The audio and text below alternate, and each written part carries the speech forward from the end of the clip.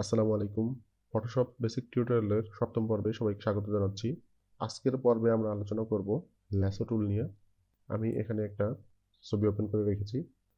Lasso টুলটাও মূলত মার্কি টুলের মতো সিলেকশন টুল, বাট এটার কিছু পার্থক্য রয়েছে মার্কি টুলের সাথে। ল্যাসো টুলের আন্ডারে মোট ৩টি টুল রয়েছে: ল্যাসো টুল, পলিগনাল ল্যাসো টুল এবং ম্যাগনেটিক ল্যাসো টুল। ল্যাসো টুলটা মূলত ফ্রি হ্যান্ড সিলেকশনের জন্য ব্যবহার করা হয়। আমরা মার্কি টুলের ক্ষেত্রে সিলেকশনটা করতাম স্কোয়ার শেপ অথবা রাউন্ড সার্কেলে, বাট ল্যাসো টুল দিয়ে ফ্রিলি কোনো কিছু সিলেক্ট করতে পারবেন, যেমনটা ইচ্ছা তেমনটা সিলেক্ট করতে পারবেন।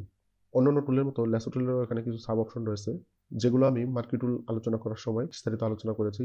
ল্যাসো টুলের ক্ষেত্রে সবগুলো অপশনই মার্কি টুলের মতো কাজ করে, তাই এগুলো আর আলোচনা করে আমি ভিডিও দীর্ঘায়িত করছি না।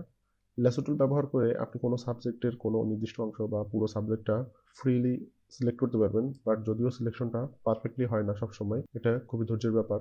আমরা সবসময় প্রেফার করে থাকি পেন টুল দিয়ে সিলেকশন করার জন্য। তো ল্যাসো টুলের পরে রয়েছে polygonal lasso tool. Polygonal lasso টুলটাও আপনি ফ্রি হ্যান্ডে সিলেক্ট করতে পারবেন। এটা আপনার ইচ্ছা মতো আপনি যে কোনো আকৃতি দিয়ে সিলেকশনটা করতে পারবেন। যখন আপনার সিলেক্ট করা শেষ হয়ে যাবে, এর শুরুর প্রান্তে যখন আপনি আসবেন তখন দেখুন কার্সারের পাশে একটি গোল আইকন যুক্ত হচ্ছে, তার মানে আপনার সিলেকশনটা এখানে ক্লিক করলে শেষ হয়ে যাবে।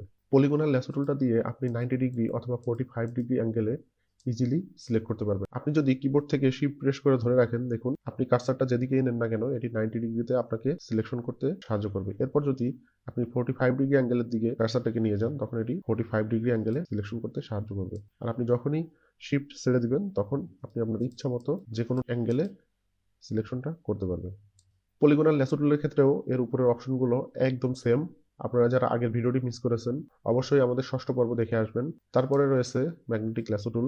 ম্যাগনেটিক ল্যাসো টুলটা আপনি যদি কোনো সাবজেক্টের এজের পাশ দিয়ে এটিকে সিম্পলি ড্র্যাগ করেন, এ অটোমেটিক্যালি ওই এজটাকে সিলেক্ট করে নেবে।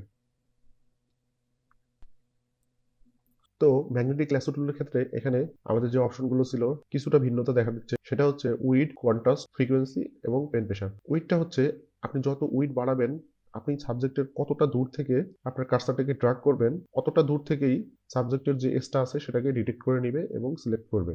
উইডের সর্বোচ্চ মাত্রা হচ্ছে 256 পিক্সেল এবং সর্বনিম্ন মাত্রা হচ্ছে 1 পিক্সেল।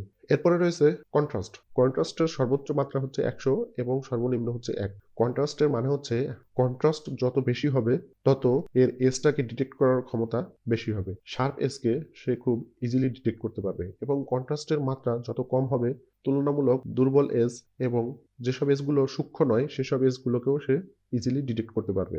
এরপর আছে ফ্রিকোয়েন্সি। ফ্রিকোয়েন্সির মানে হচ্ছে আমরা যখন এই টুলটাকে ড্র্যাগ করি, দেখুন কিছু দূর পর পর অ্যাঙ্কর পয়েন্ট যুক্ত হচ্ছে। এই অ্যাঙ্কর পয়েন্টটা কি মাত্রায় যুক্ত হবে সেটাই ফ্রিকোয়েন্সির কাজ। এরপরে রয়েছে পেন প্রেশার। পেন প্রেশার অপশনটা মূলত তাদের জন্য দরকার যারা ট্যাবলেটে ডিজাইন করে থাকেন, তাদের পেন প্রেশারের উপর নির্ভর করে সিলেকশনটা হয়ে থাকে। তো এই অপশনটা আমরা যারা পিসিতে কাজ করে থাকি তাদের জন্য প্রয়োজনীয় নয়। এটাই ছিল ল্যাসো টুলের বেসিক ধারণা। যদি এতটুকুর ভিতরে কারো বুঝতে সমস্যা হয় বা কোনো কোশ্চেন থাকে অবশ্যই কমেন্টস করে জানাবেন। আর ভিডিওটি যদি ভালো লাগে থাকে অবশ্যই লাইক, কমেন্টস এবং সাবস্ক্রাইব করতে ভুলবেন না। ধন্যবাদ।